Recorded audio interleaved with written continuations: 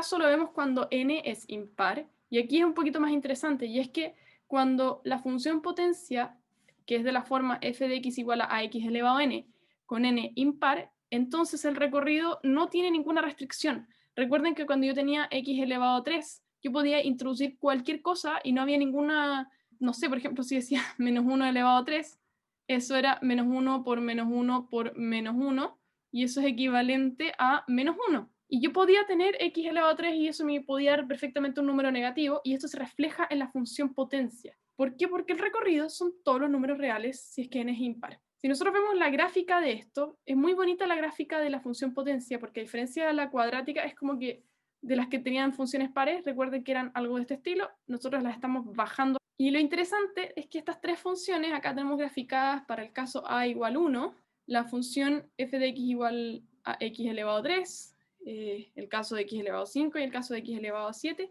y también vemos que se intersectan en tres puntos, en el origen, en el punto 1,1 y en el punto menos 1, menos 1, o sea, 1,1, 0,0 y menos 1, menos 1.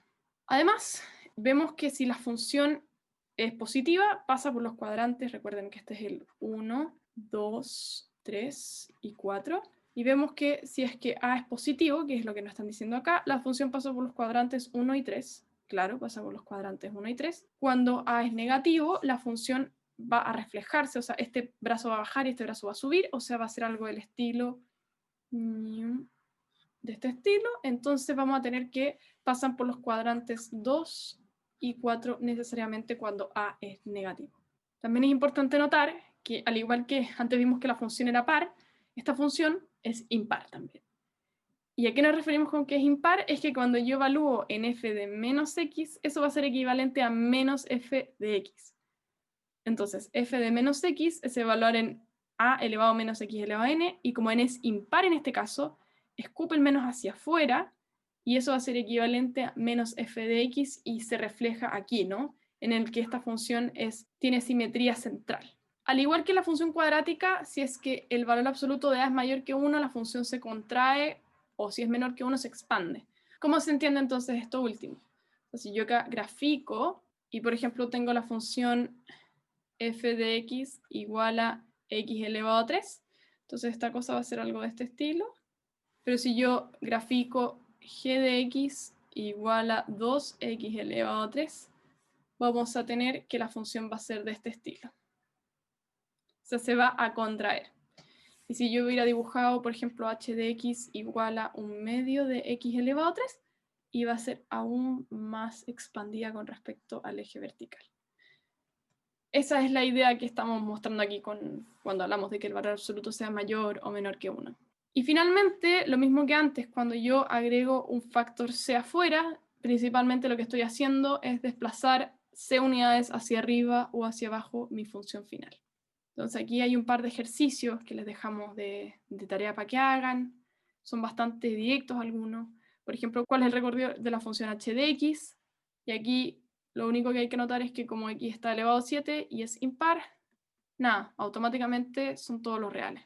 Luego nos preguntan por estas dos funciones impares, x elevado a 3 y x elevado a 5, nos preguntan en qué intervalo se cumple que f de x es mayor que g de x. Y estas se las dejamos como desafío.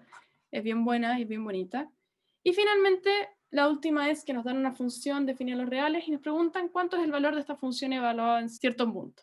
Así que también se los dejamos como tarea para que lo resuelvan. La científica destacada de esta guía es la científica Barbara McClintock, que nació en Estados Unidos en 1902 y falleció en 1992, y fue una científica especializada en citogenética.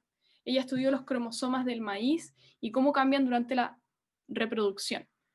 En el proceso además desarrolló una técnica para visualizar cromosomas de maíz y usó análisis microscópico para demostrar ideas genéticas fundamentales, incluyendo la recombinación genética durante la meiosis. O sea, los que son más biólogos acá la van a amar. Produjo el primer mapa genético del maíz relacionando regiones del cromosomas con rangos físicos. Entre los 40 y 50, McClintock descubrió la transposición de elementos del genoma y demostró cómo los genes son responsables de hacer que ciertas características genéticas se activen o no. Desarrolló algunas teorías para explicar por qué algunas características presentes en la información genética son reprimidas mientras otras se expresan en unas y otras generaciones de plantas de maíz. Ella ganó el Premio Nobel de Medicina, es la única mujer que ha ganado este premio en esta área sin compartirlo con nadie más. De hecho, yo justo estoy grabando esta clase cuando el Premio de Medicina de este año se dio ayer, y muchas veces los premios Nobel se comparten. Pero la gracia es que ella ha sido la única mujer que se lo ha ganado como ella solita. Ella es súper importante en el área de la medicina y nos sacamos el sombrero. Eso fue la clase de hoy, espero que la hayan disfrutado y que hayan podido resolver las dudas que tenían de función cuadrática y de función potencia. Y pronto vamos a subir también lo correspondiente a función biyectiva e inyectiva, y con eso terminamos y pasamos a geometría por fin. Así que estén atentos, un saludito y nos estamos viendo. Cuídense mucho.